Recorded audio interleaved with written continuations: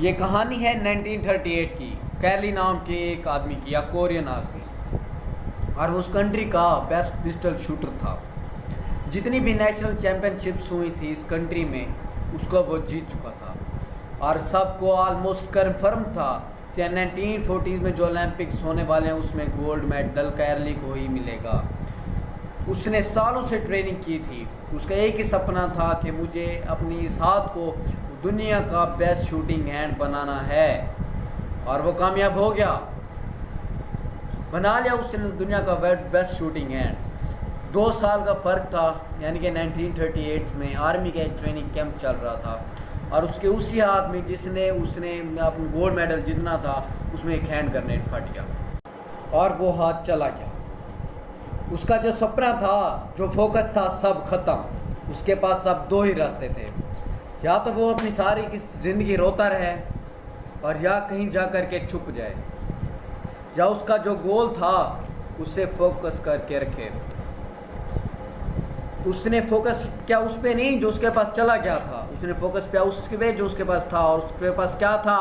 एक left hand, एक ऐसा हाथ जिससे वो लिख तक नहीं सकता था।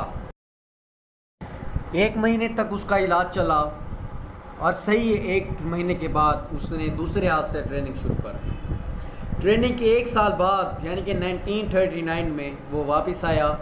नेशनल चैम्पियनशिप्स हो रही थी उस वक्त हंगरी में, और बाकी भी सारे पिस्टल शूटर आए हुए थे वहाँ पर। उन्होंने जा कर के कॉन्ग्रेचुलेट किया उसे और कहा ये होता है जज्बा, ये होता है स्पोर्ट्समैनशिप, कि इतना सब कुछ होने के बाद भी तुम आए हो यहाँ पर हमारा हौसला बढ़ाने के लिए।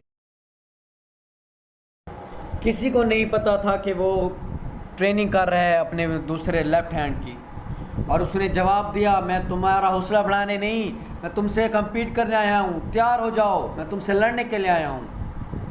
वहाँ जितने भी पिस्टल शूटर्स थे वो कम्पीट कर रहे थे अपने बेस्ट हैंड से, और ये कम्पीट कर रहा था अपने ओनली हैंड से। और कौन जीता? The man with only hand, Carly जीत गया। लेकिन वो यहाँ नहीं रुका। उसका गोल क्लियर था कि मुझे इस हाथ को इस कंट्री का नहीं बल्कि पूरी वर्ल्ड का बेस्ट शूटिंग हैंड बनाना है। उसने अपना सारा फोकस उठा करके डाल दिया 1940s को ओलंपिक्स में। लेकिन 1940s को ओलंपिक्स कैंसिल हो गए वर्ल्ड वार की वजह से। लेकिन फिर भी उसने अपना सारा फोकस उठा करके कहाँ डाल दिया? 1940s में के ओलंपिक्स में। लेकिन 1940s के ओलंपिक्स भी कैंसिल वर्ल्ड वार की वजह से। उसने फिर से अपना सारा फोकस उठा करके कहाँ डाल दिया? 1948 के ओलंपिक्स पर। वो क्या पूरे वर्ल्ड के बेस्ट पिस्टल शूटर आए हुए थे वहाँ पर, जो अपने बेस्ट हैंड से कम्पीट कर रहे थे, और वो कम्पीट कर रहा था अपने ओनली हैंड से।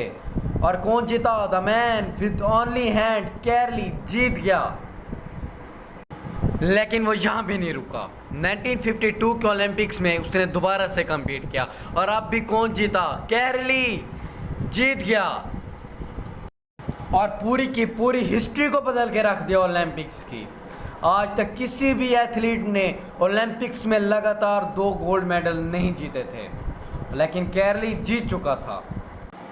आप किसी भी लूज़र के पास चले जाओ, उसके पास बहुत बड़ी लिस्ट होगी बहानों की कि मैं अपनी लाइफ में इस वजह से फेल हुआ, इस वजह से कुछ नहीं कर पाया।